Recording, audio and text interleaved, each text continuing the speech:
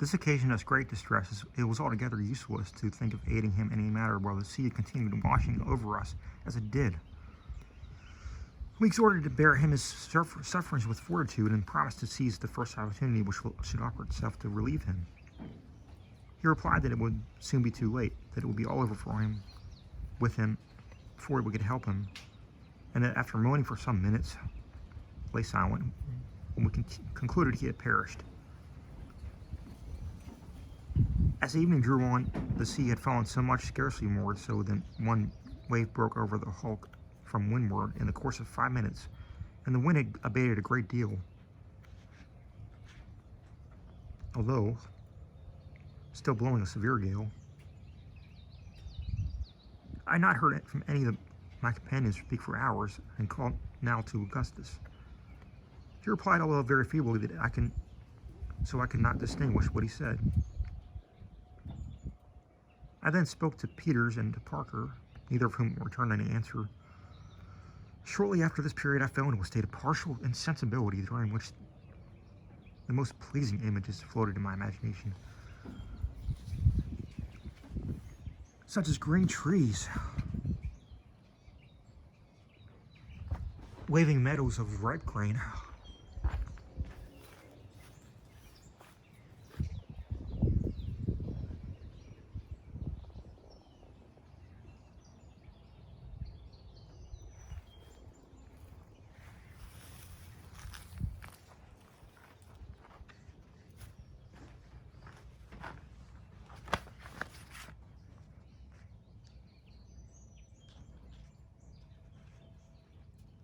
processions of dancing girls, troops of cavalry, and other fantasies. I now remember that in all of that which was passed before my mind's eye, motion was a predominant idea. Thus, I never fancied any stationary object, such as a house, a mountain, or anything of that kind, but windmills, ships, large birds, balloons, people on horseback, carriages driving furiously, and similar moving objects presented themselves in endless succession. When I recovered from the state, the sun was, as near as I could guess, an hour high. I had the greatest difficulty in bringing to recollection the various circumstances connected with my situation, and for some time remained firmly convinced that I was still in the hold of the brig, near the box, and that the body of Parker was that of Tiger. When I at length completely came to my senses, I found that the wind blew no more than a moderate breeze, and that the sea was comparatively calm, so much so that it only washed over the brig amidships. My left arm was broken loose from its lashings, and was much cut about the elbow. My right was entirely benumbed, and the hand and the wrist swollen prodigiously by the pressure of the rope, which had worked from the shoulder downward. I had also in great pain from another rope which went about my waist, and had been drawn to an insufferable degree of tightness.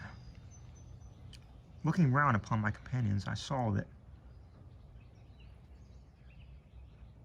Peter still lived, although a thick line was pulled so forcibly around his loins as to give him the appearance of being cut nearly in two. As I stirred, he made a feeble motion to me with his hand, pointing to the rope. Augustus gave no indication of life whatever, and was bent nearly double over across a splinter of the windlass.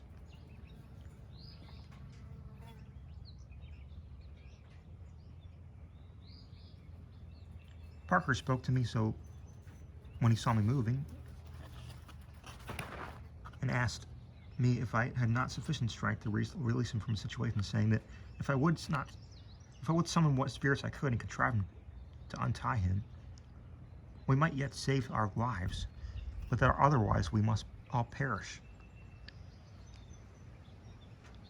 I told him to take courage, and I would endeavor to free him. Feeling in my pantaloons pocket, I got hold of my penknife, and after several ineffectual attempts, at length succeeded in opening it. I then, with my left hand, managed to free my right from its fastenings, and afterward cut the other ropes which held me.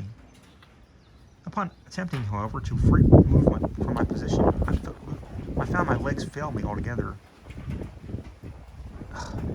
And then I could not get up. Neither could I move my right arm in any direction.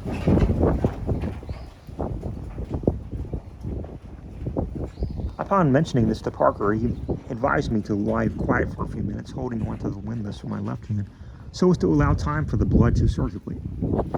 Doing this, the numbness presently began to die away, so that I could move first one of my legs, then the other.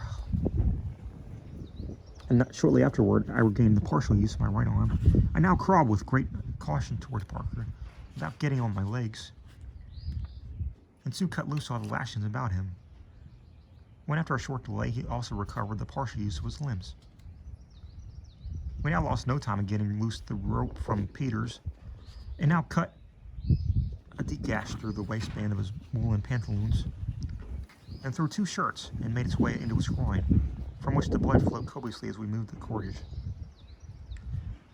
No sooner had we removed it, however, than he spoke, and seemed to experience instant relief, being able to move with much greater ease than either Parker or myself. This was no doubt owing to the discharge of blood. We little hopes that Augustus will recover, as he evinced no signs of life, but upon getting to him, we discovered that he immediately swooned from the loss of blood. The bandages had placed around his wounded arm having been torn off by the water. None of the ropes which held him to the windlass were drawn sufficiently tight to occasion his death. Having relieved him from the fastenings and got him clear of the broken wood about the windlass, we secured him in a dry place to windward, with his head somewhat lower than his body, and all 3 of us busied ourselves in chafing his limbs. In about half an hour he came to himself, although it was not until the next morning that he gave signs of recognizing any of us, or had sufficient strength to speak.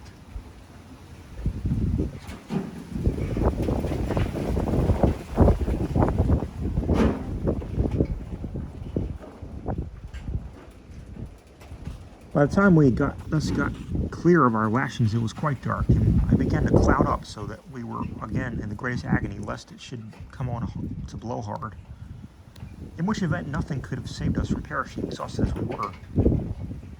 By good fortune, it continued very moderate during the night, the sea subsiding every minute, which gave us great hopes in ultimate preservation. A gentle breeze still blew from the northwest, but the weather was not at all cold. Augustus was lashed carefully to the windward in such a manner as to prevent him from slipping overboard with the rolls of the vessel, as he was still too weak to hold on at all. For ourselves, there was no such necessity. We sat close together, supporting each other with the aid of the broken ropes about the windlass, and devising a method of escape from our frightful situation. We derived much comfort from taking off our clothes and wringing the water from them. When we put them on after this, we felt remarkably warm and pleasant, and served to invigorate us with no little degree. We helped Augustus off with his and wrung them for him when he experienced the same comfort. Our chief sufferings were now hunger and thirst. When we looked forward to the means of relief in this respect, our hearts sunk within us, and we were induced to regret that we had escaped with little dreadful perils of the sea. We endeavored, however, to console ourselves with the hope of being speedily picked up by some vessel, and encouraged each other to bear with fortitude that the evils might happen. The morning of the 14th at length dawned, and the weather still continued clear and pleasant, with a steady but very light breeze from the northwest. The sea was now quite smooth, and as for some cause we cannot determine, the brig did not lie so much as long as she had done before. The deck was comparatively dry, and we could not move about with freedom. We had been better than 3 entire days and nights without food or drink.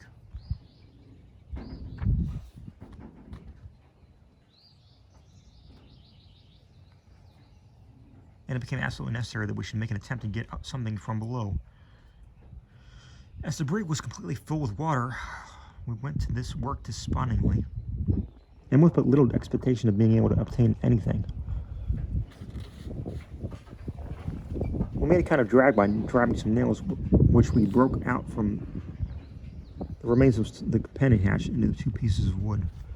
Tying these across each other and fastening them to the end of a rope, we threw them into the cabin and dragged them to and fro, in the faint hope of thus being able to entangle some article which might be of use to us for food, or which might at least render us assistance in getting it. We spent the greater part of the morning in this labor without effect, fishing up nothing but more than a few bedclothes, which were readily caught by the nails. Indeed, our contrivance was so very clumsy that any greater success was hardly to be anticipated.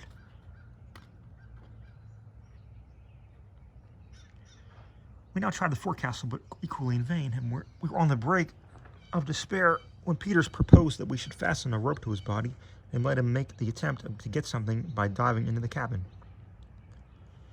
This proposition we hailed with all the delight with which reviving hope could inspire.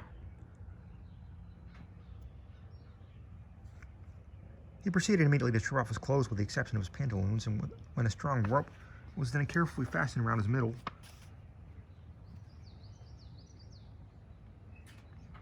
being brought up over his shoulders in such a manner that there was no possibility of slipping.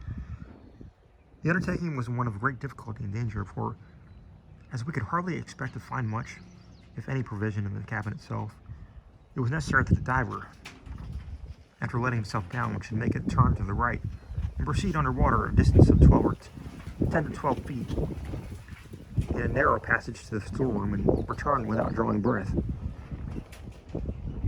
Everything being ready, Peters now descended into the cabin, going down the companion ladder until the water reached his chin. He then plunged in, head first, turning to the right as he plunged, and endeavoring to make his way to the storeroom.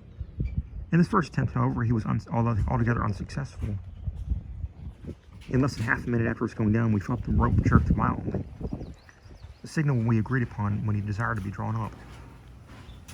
We accordingly drew him up instantly, but so incautiously as to bruise him badly against the ladder. He brought up nothing with him, and had been unable to penetrate more than a very little way into the passage, owing to the constant exertions.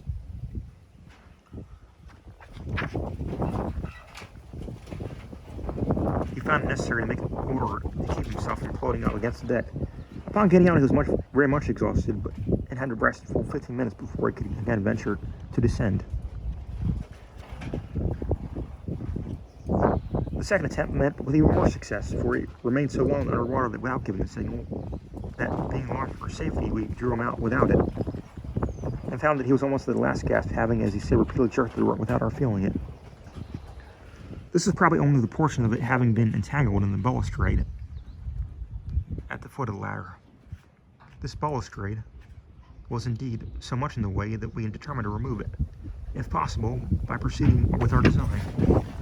As we had no means of getting it away except by main force, we had descended into the water as far as we could on the ladder, and giving it a pull against with our united strength, succeeded in breaking it down. The third attempt was equally unsuccessful with the first two, and it now became evident that nothing could be made in this matter, done in this matter, without the aid of some weight with which the diver might steadily himself and keep the floor of the main cabin while making his search. For a long time we looked about in vain for something which might answer his purpose, but at length, to our great joy, we discovered one of the weather forechains so loose that we had not the least difficulty in wrenching it off. Having fastened this securely to one of his ankles, difficulty in wrenching it off.